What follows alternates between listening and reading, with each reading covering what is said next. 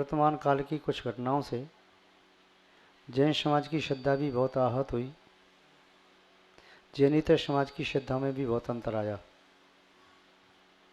विहार करते हुए पद विहार करते हुए गर्मी सर्दी बरसात में साधुओं को कई बार रात्रि विश्राम के लिए आश्रय चाहिए, कहीं शावकों को चौकाती लगाने के स्थान चाहिए। इससे ये प्रभाव पड़ा, जयपुर से दिल्ली आना कई बार हुआ, गोलखेड़ा से जयपुर जाना हुआ। मार्ग में जैनेतर समाज के स्थान रहते थे, बड़ी श्रद्धा से निष्ठा से भक्तिपूर्वक और अपना सौभाग्य मान करके प्रस्तुत करते थे। किंतु साधुओं की निंदा हमने खुलेआम करने से यह हुआ, दोष रहित साधुओं के लिए भी मार्ग अवरुद्ध होने लगा। ठहरने के लिए स्थान मिलना बड़ा कठिन है। गर्मी में कई बार प्रातःकाल सहज से कम 10-12 किलोमीटर विहार करते, किंतु कई बार 15-18 किलोमीटर विहार करना पड़ा। स्थान नहीं मिला। रात्रि विश्राम के लिए संध्या काल में 7-8 किलोमीटर विहार करते, कई बार 13-13 किलोमीटर विहार करना पड़ा। ये है समाज के कुछ मानवों के द्वारा दिगंबर साधुओं की वह छवि सामने रखी जैनेतर के सामने, जिससे उनकी श्रद्धा बहुत टूटी। अब 100 बार भी हम कहें कि नहीं वो किसी एक साधु से गलती हुई होगी, सब ऐसे नहीं है, तो वो 100 बार कहने पर इतना असर नहीं हो सकता। भगवान महावीर स्वामी के जीव ने मरीचि की पर्याय में जिन मिथ्या मतों की स्थापना की, तीर्थंकर बन करके भी उन्हें निर्मूल नहीं कर सके। हम तो ये अपेक्षा रखते हैं कि हमारे शावक के माध्यम से, विद्वान के माध्यम से जिन शासन की भावना चाहे भली हो सके या न हो सके, या हमारे माध्यम से जिन शासन की भावना भली हो सके या न हो सके, हे भगवान कभी भी हम अप्रभावना के निमित्त न बने। अप्रभावना के निमित्त न बनना भी बहुत बड़ी प्रभावना है। हे भगवान हमारे कभी, आप भी सोचें ऐसे कभी पाप कर्म का उदय न आए कि हमें जिन शासन के विरोध में कुछ लिखना पड़े, क्योंकि किसी साधु के विरोध में लिखना व्यक्ति विशेष के विरोध में लिखना नहीं होता है, वह रूप होता है। तो रूप के विरोध में लिखना, जिन शासन के विरोध में लिखना होता है। एक बार हमारी कलम जिन शासन के विरोध में उठ जाती है तो फिर हमारी अंदर की झिझक, संकोच, शर्म, लाज, मर्यादा सब भंग हो जाती है। विश्व पूज्य दिगंबरों, लिखने का भाव ये भी रहा कि जैनेतर विद्वानों के हाथ तक रटी जाए। इसमें और भी समायोजन करना आवश्यक हो तो गाथा भी समाहित की जा सकती है, यदि परिमार्जन करना आवश्यक हो तो वह भी किया जा सकता है। किंतु जो न्यूट्रल व्यक्ति है, निष्पक्ष पक्षपात से रहित है, संभव इस प्रकार की कृतियाँ और भी उसकी दृष्टिगोचर होंगी तो उसकी श्रद्धा को पुनः जीवंतता दी जा सकती है। जैसा कार्य पूज्याचार्य श्री शांत सागर जी महाराज ने मृतपराय मुनि परंपरा को पुनः जीवंत किया और स्वयं संघर्षों का सामना करते हुए दिगंबरत्व को पूरे भारतवर्ष में प्रचारित प्रसारित करने का परम पुरुषार्थ किया। हम और आप सभी भी ऐसी भावना भाएँ कि जिन शासन दिग दिगंत तक पहुँचे और ये सुचिर काल तक जीवंत रहे, प्राणी मात्र का कल्याण करने में समर्थ रहे। मंगलसूत्र ये भी जैन भाइयों की अपेक्षा कम रखी। इसमें बहस करने की बात जैनों के लिए हो सकती है, किंतु हमारा भाव यही रहा था कि जैनेतर व्यक्ति के हाथों में ये सूत्र जाए, उसमें कुछ जैन सिद्धांत भी चले जाएं, कुछ सामान्य बातें भी हों, और व्यक्ति अपने कल्याण की मार्ग की और किस प्रकार आगे बढ़ सकता है, अपनी जीवन शैली को कैसे बदल सकता है।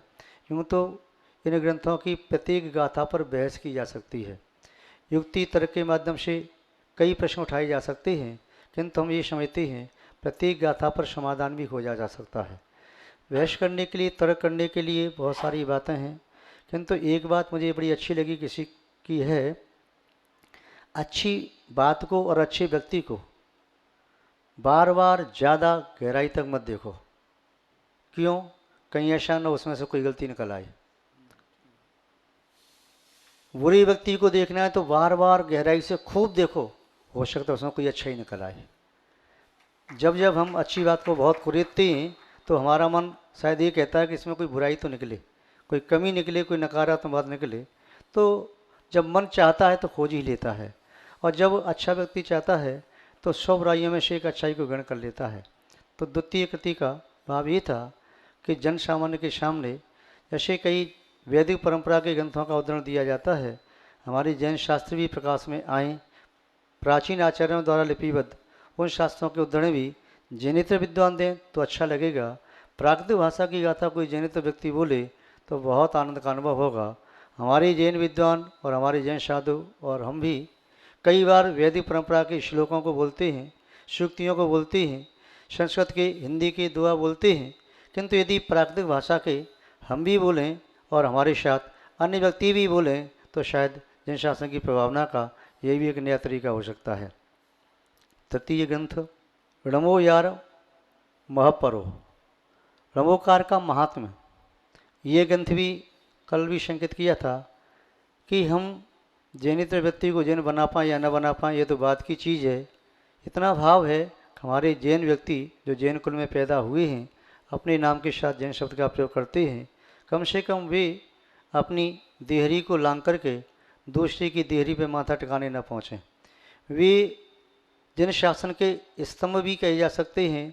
कई ऐसे व्यक्ति देखे जो उपदेश भी देते हैं और उनका उपदेश चैनल पर भी आता है, कक्षाएं भी लेते हैं और संवत की अच्छी व्याख्या भी करते हैं। इसके बावजूद भी यदि उन व्यक्तियों का नाम किसी मौलवी की डायरी में लिखा है कि उसका नंबर शुक्रवार को चादर चढ़ाने का है, तो ऐसा लगता है कि वास्तव में दोहरी जिंदगी ये जीने वाला व्यक्ति किस प्रकार जिन शासन का हित कर सकता है। तो उन्हें विश्वास क्यों ऐसा हो जाता है कि चादर चढ़ाने से मेरी बाधा दूर हो जाएगी, व्यापार चल जाएगा, भूत प्रेत की बाधा दूर हो जाएगी, चौकी रखी है, बांध दिया है, या कालशर्प आदि योग है, और बहुत सारी बातें हैं। तो ये सब बातें व्यक्ति के जीवन में आज उन्होंने इन समस्याओं को चाहे उत्पन्न किया है, चाहे वर्तमान के वातावरण से उसके दिमाग में भी प्रवेश कर गई हैं कि ऐसी ऐसी समस्याएं हैं, और कहता है कि हमारे जैन दर्शन में इन समस्याओं का समाधान है ही नहीं। वीतरागता की पूजा है कर्म क्षय के लिए, और हमें मोक्ष होता नहीं, और हमें मोक्ष चाहिए नहीं, हमें तो अपने बाल बच्चे पालने हैं, घर को कुशलता से रखना है, तो उसके लिए उसकी भाषा में समझाना जरूरी है। ऐसा पूज्य आचार्य कुंदकुंज स्वामी ने कहा कि जो व्यक्ति पात्र जैसा हो उसके सामने वैसी भाषा का प्रयोग करना, आर्य के सामने आर्य भाषा, मृक्ष के सामने मृक्ष भाषा। तो श्रावकों के लिए उपयोगी बनाने के लिए श्रावकों की समस्याओं का समाधान और एकमात्र रणोकार मंत्र के माध्यम से ये समस्याएं नहीं, इससे सतगुणी सहस्रगुणी कोटिगुणी समस्याएं भी हों तो उन सब का समाधान हमारी श्रद्धा के माध्यम से जपे गए रणोकार मंत्र के माध्यम से हो सकता है। इस भाव को लेकर के रणमो यार महपरो ग्रंथ लिखने का भाव आया। मुख्य प्रयोजन तो ये अंदर रहता ही है कि हम अशुभ से बच कर के शुभ में लगे रहें, क्योंकि वर्तमान काल में विषय कसाय का प्रचुर मात्रा में प्रभाव देखा जा रहा है। इसका वैपुल्य है, बाहुलता देखी जा रही है। भोगी व्यक्तियों की भोग सामग्री दिन प्रतिदिन बढ़ रही है और व्यक्ति का मन उस ओर झुक जाता है। कषाय इतनी बढ़ रही है कि वह सहनशीलता चुकती जा रही है। मादक पदार्थों से या अन्य पदार्थों का सेवन करने से एक पुत्र अपनी माँ की बात सुनने को भी तैयार नहीं, पिता की बात सुनने को तैयार नहीं, उसे कषाय आदि उमड़ आती है। ऐसे इस माहौल में किस प्रकार हम अपने चित्त को कषायों से बचा करके रखें, किस प्रकार अपने चित्त को विषय वासनाओं से स्वच्छ कर सकें, किस प्रकार हम अपने मन को धर्म ध्यान में लगा सकें, ये प्रयोजन भी रहता है कि ग्रंथ की रचना के आधार से कम जितने समय उसे लिखाएंगे तो बाहर के वातावरण का प्रभाव हमें उतना प्रभावित नहीं कर पाएगा। तो इन सब प्रयोजनों को लेकर के स्वकल्याण के साथ साथ पर कल्याण की भावना से ये ग्रंथों का लिखने का भाव आया। महानुभाव, आप सब लोगों ने जो ध्रुव परिश्रम किया है और सामान्य से शब्दों में से आपने इतनी अच्छी अच्छी नई बातें खोज करके लाई, नया नया चिंतन बड़ी गहराई से आपने जो प्रस्तुत किया है, निस्संदेह आप श्लाघनीय हैं, प्रशंसनीय हैं, और आप में युवा प्रतिभा छिपी हुई है। भविष्य में आप भी जैन शासन के एक ऐसे स्तंभ बन सकते हैं जिस पर पूरी जैन समाज को गौरव का अनुभव होगा। महानुभाव, विद्वानों का परिश्रम, प्रातःकाल भी कहा, विद्वानों का परिश्रम ऐसा होता है जो बाहर दिखने में नहीं आता। एक परिश्रम बाहर दिखने में आता है, ये दिखने में नहीं आता है। किसान यदि खेती कर रहा है, जो खेती करता हुआ किसान दिखाई देता है, खेत जोत रहा है, सिंचाई कर रहा है, खाद बीज डाल रहा है, वह सब दिखाई दे रहा है, किंतु गर्भवती महिला गर्भ की पीड़ा को सहन कर रही है, उसकी पीड़ा देखने में नहीं आ रही। महानुभाव ऐसे ही, विद्वानों का प्रश्न वैसे ही है, रात के 12-12 बजे तक, 1-1 बजे तक भोगी व्यक्ति तो ये सब व्हाट्सअप और क्या कहते हैं फेसबुक और यूट्यूब के माध्यम के किसके माध्यम से अपने उपयोग को आर्त ध्यान में लगाइए, वह विषयों में लगाइए, किंतु एक विद्वान जो रात के 12 बजे तक भी उस ग्रंथों का आरोहण कर रहा है, पलंग पर पहुंच गया सोने के लिए, पुनः बात में कोई विचार आया, फिर उठ करके आता है, हाथ धोई, पुनः सांस उठाया, पुनः देख करके बात को नोट किया। प्रातःकाल जग करके सबसे पहले उठा तो चिंतन में कोई बात आई, वो बात वहाँ मिलेगी। उस रात को देखा, खोजता रहा, घंटे 2 घंटे 3 घंटे निकल गई, उस समय न नाश्ता की याद है न भोजन की याद है। तो ये विद्वानों का परिश्रम ऐसा नहीं है कि ये इतनी ज्ञान की बातें करते हैं। ये कहीं बारिश हुई होगी तो इन्होंने किसी बर्तन में ले ली होंगी सब बातें और ईश्वर उठा करके ले आए। बूंद बूंद करके एक एक शब्द को, ज्ञान की एक एक बात को उन्होंने ग्रहण किया है और चिंतन की कसौटी पर कस करके ये परख करके कि हमारे जनागम से कौन सी बात इतनी मेल खाती है, तो उस प्रकार परख करके यहाँ पर प्रस्तुत करते हैं। उनका श्रम इसी प्रकार से जिन शासन की प्रभावना में संलग्न रही, ये श्रम निस्संदेह उनके स्वकल्याण के लिए तो निमित्त बनेगा ही, किंतु पर कल्याण का भी निमित्त बनता है। आज मध्याह्न काल के आलेखों में मुख्य रूप से चार आलेखों का वाचन हुआ, 5 आलेखों का वाचन हुआ। प्रथम आलेख माननीय बाल ब्रह्मचारी अनिल कुमार जी भैया जी प्राचार्य जी, उन्होंने आलेख का वाचन किया, बड़ी विद्वत्तापूर्ण। उन्होंने शुद्धप्पा के माध्यम से शुद्धों के बारे में, आत्मा के बारे में, आत्मा की सत्ता के बारे में अपने विचारों को प्रस्तुत किया। उसके उपरांत पुनः द्वितीय आलेख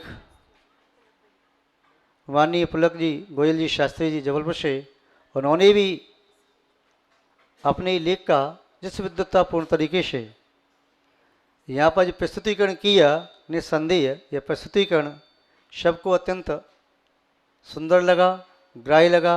ऐसा लगा कि ये आलेख वाचन कुछ और समय तक चलता रहे, लोगों को आनंद आ रहा था। उन्होंने संक्षिप्त में किया, उनकी अच्छी शैली, ये शैली के साथ साथ उनके चित्त की पवित्रता, सरलता, सहिता वह भी श्रोताओं को मंत्रमुग्ध जैसी कर रही थी।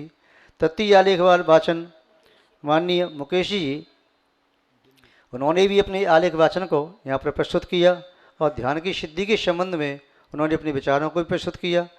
किंचित आगम का सहारा भी लिया और अपने विचार यहाँ प्रस्तुत किए, किस प्रकार ध्यान की सिद्धि की जा सकती है।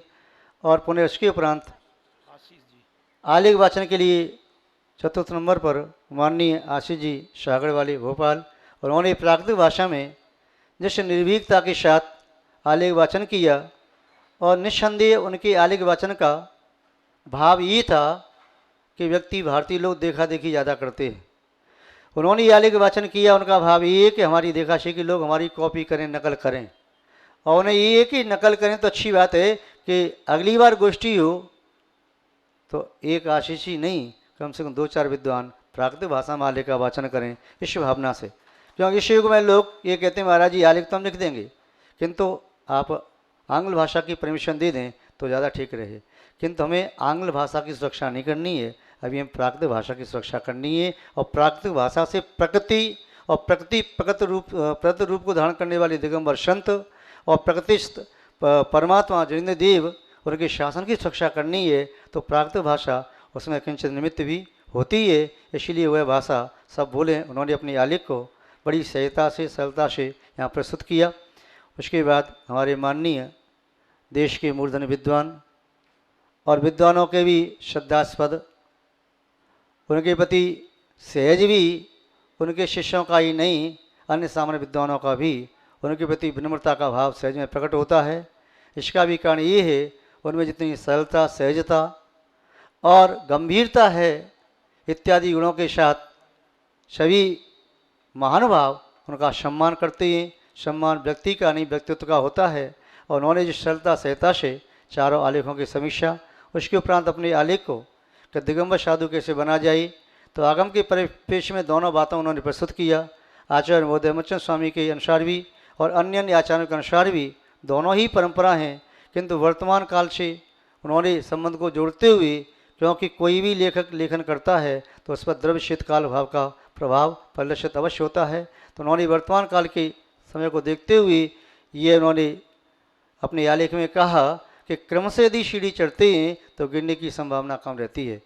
एक साथ छलांग लगाकर सीढ़ी कोई चढ़ भी सकता है, किंतु जरूरी नहीं है कि सभी छलांग लगा करके वो सीढ़ी पर चढ़ जाएं। क्रम से चढ़ें तो बहुत अच्छा है। अनंत काल निकल गया तब हमें चिंता नहीं मोक्ष आने की।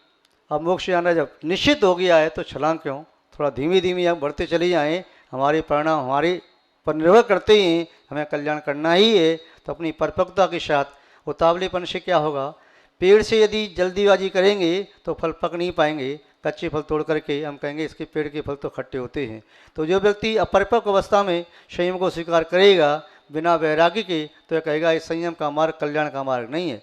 इससे अच्छे तो हम घर में थे और पीछे रख करके जा भी सकता है। इसलिए उन्होंने बात ठीक कही कि जब तक वैराग्य परिपक्व नहीं होता है, जब तक संयम की तीव्र पिपास नहीं होती है, तब तक संयम देने वाले महोदय वह भी जल्दबाजी करके हो सकता है उसकी पात्रता देखे बिना यदि करते हैं तो वह भी जिन शासन की अप्रभावना के निमित्त सिद्ध हो सकते हैं। और लेने वाला व्यक्ति भी वह यदि शीघ्रता दिखाता है, कक्षा 1 में पढ़ करके एमए का प्रमाण पत्र चाहता है, तो वह की उसकी भी वह मूर्खता है, बुद्धिमानी नहीं। अपनी पात्रता को देख करके ही आगे बढ़ना चाहिए। इस बात उन्होंने लिख रखा है यहाँ पर।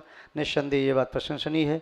और आप सभी विद्वान त्यागी व्यक्ति यहाँ उपस्थित हुए, आप सब लोगों ने यहाँ पर आगम के परिप्रेक्ष्य में अपने विचारों को यहाँ प्रस्तुत किया। आप सभी के लिए नोएडा कमेटी का भी बहुत बहुत धन्यवाद है। और वह भी आभार व्यक्त करेगी हमारे माननीय अध्यक्ष जी। और हम भी, हमारा संघ भी आप सभी के प्रति मंगल भावना रखता है, साधुवाद की भावना रखता है। शनि और वात्सल के साथ यही भावना रखता है कि आप सबके माध्यम से जिन शासन की सुचिर काल तक महती प्रभावना हो और जिन शासन बहुत ऊंचाई तक पहुँचे, जिन शासन जीवंत रहे, प्राणी मात्र की छाया में आकर के आप कल्याण कर सकें। इन्हीं सद्भावनाओं के साथ हम अपनी शब्द श्रृंखला को यहाँ पर विराम देते हैं। जय बोलिए श्री शांतनाथ भगवान की, परम पूज्य आचार्य गुरुदेव श्री विद्यानंद जी महाराज की,